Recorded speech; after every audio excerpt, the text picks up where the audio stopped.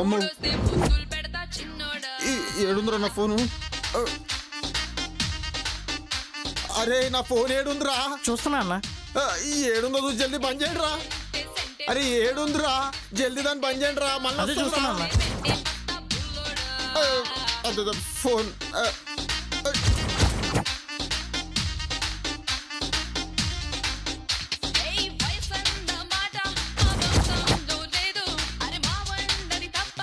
అగో గీడున్నది మేడం ఎవడ్రా బై ఏంది 25,000 పాలసీనా నేను సాయంత్రం వస్తలే షీ ముందుకి ఫోన్ రింగ్ టోన్ మార్చాలరా బై జరసేపు అయితే 25,000 పోయాయి నమస్తే మేడం. నమస్తే, కూర్చోండి. తెచ్చారా? డీటెయిల్స్ అని తీసుకొచ్చాను మేడం.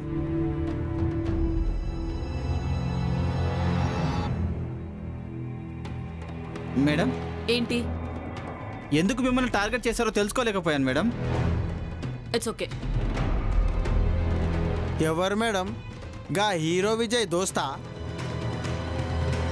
గీ రింగ్ టోన్ మార్చాలని చెప్పినారా బై నీకు? స్వరాజ్యం, రిచి నీళ్ళ తీసుకురా. అలాగే మేడం. అరే నువ్వు ఉండు, నేను తీసుకో. స్వరాజ్యం, చెప్పింది చెయ్యి. అలాగే మేడం. అరే ఇక తప్పదురా, గీ రింగ్ టోన్ మార్చాలరా బై. ఆయన సినిమాలో వస్తే తప్పులేదు కానీ నేను గీ రింగ్ టోన్ పెట్టుకుంటే తప్పు వచ్చిన అది. నిన్ను మేడం గారు రమ్మంటున్నారు, నాడు నాడు.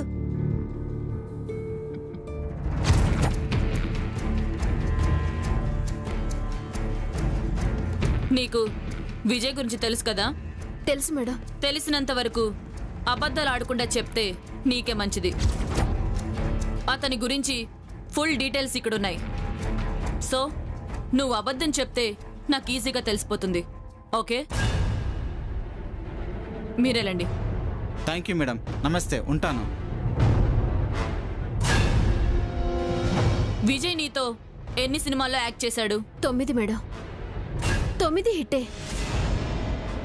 ఓహో. ఒక్కో సినిమాకి రెమ్యునరేషన్ ఎంత తీసుకునేవాడు? ఇప్పుడైతే 2 కోట్లు తీసుకుంటున్నాడు మేడం. అమ్మని అమ్మ. విజయ్కి బినామీలు ఎవరైనా ఉన్నారా? అంటే ఏంటి మేడం? ఏం లేదు, తన దగ్గర డబ్బుల్ని వేరే వాళ్ళకిచ్చి వాళ్ళ పేర్లతో బిజినెస్ చేయడం గాని ఫైనాన్స్కి తిప్పడం గాని చేస్తాడా అని.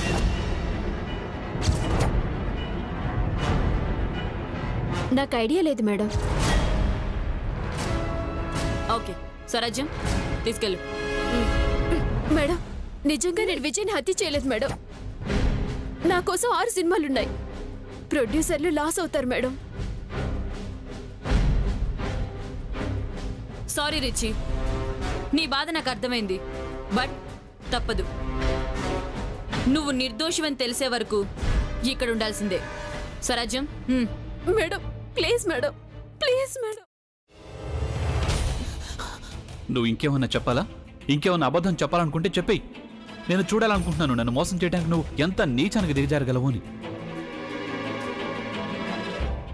ఎందుకు ఆలియా, ఎందుకు నువ్వు ఇలా చేసావు? నీకు తెలుసు కదా నానమ్మ తర్వాత నీ ఒక్కదానిని కదా నేను పూర్తిగా నమ్మేది.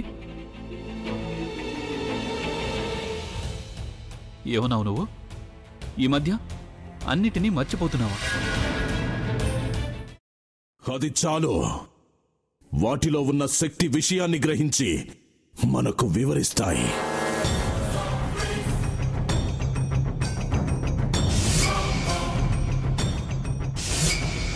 ఎవరు ఆ దండ విప్పొద్దు, గది తలుపులు తెరవద్దు.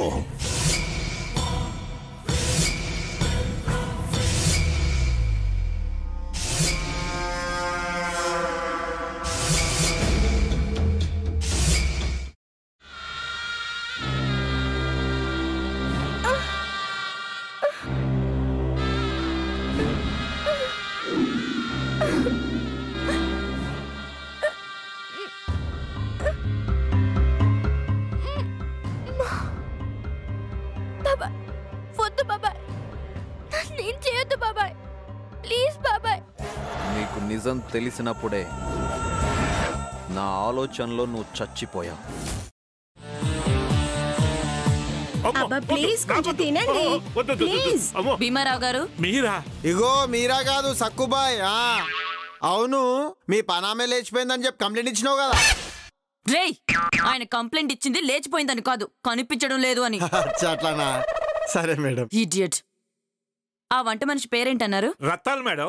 ఏం పెద్ద మంచి, నీ వంట మంచిని కూడా మేడం అని పిలుస్తావా? రేయ్ హాఫ్ బ్రెయిన్,